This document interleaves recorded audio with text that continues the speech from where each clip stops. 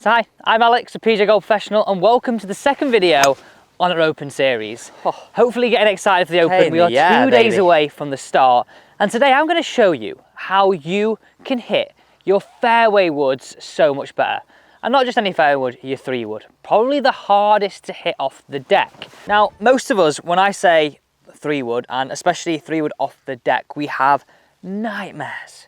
We think of thins, we think of tops, we think of everything that could possibly go wrong, especially when you're going to get it up in the air over those canyons called bunkers short of this green.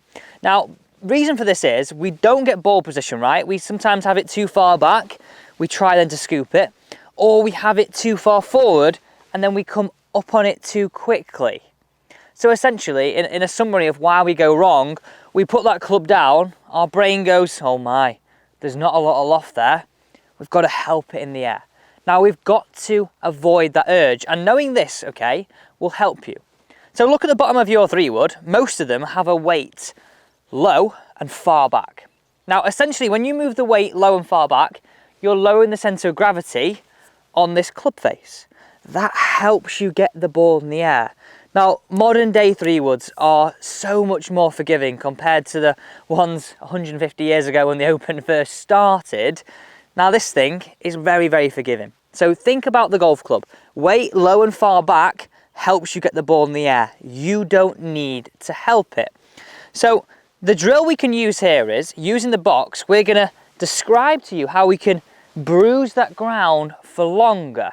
So this is exactly what you gotta do. So grab your box of golf balls and place it down. I'm going to place it where that yellow is sort of lining up with my golf ball. Now the idea is we don't scoop and don't contact the ground where the box is. We want to contact the ground where the box is, okay? Just like this.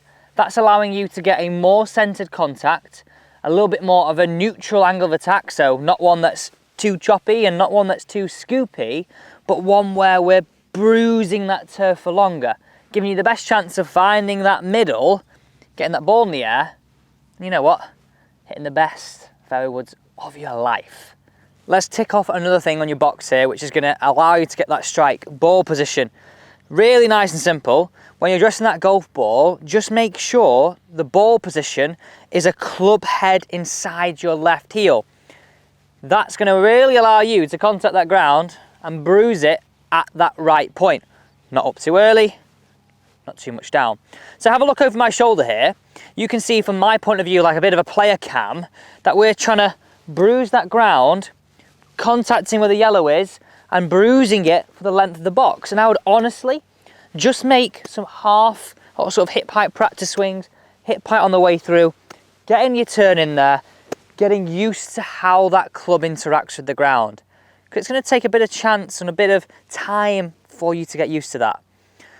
All you've got to do now is get yourself in one of the hardest situations on your golf course. And this might sound funny what I'm about to say, but if you can do it on your hardest situation on your golf course, like here on the 17th, then you can do it anywhere. Get it off the deck, get your ball position, get bruising it for the full length. Oh, okay in the air, baby. That was an absolute pleasure to hit. That club coming down just allowed me to get that strike right out the middle, and that's what's going to help you create the spin and the speed to get it up in the air. Now, there's one final point with these fairway woods, especially 3-wood, and for me, this is where most club golfers are going wrong. You're trying to use this of mediocre lies. Hitting a 3-wood off the deck, you have to have the perfect lie like I just had there.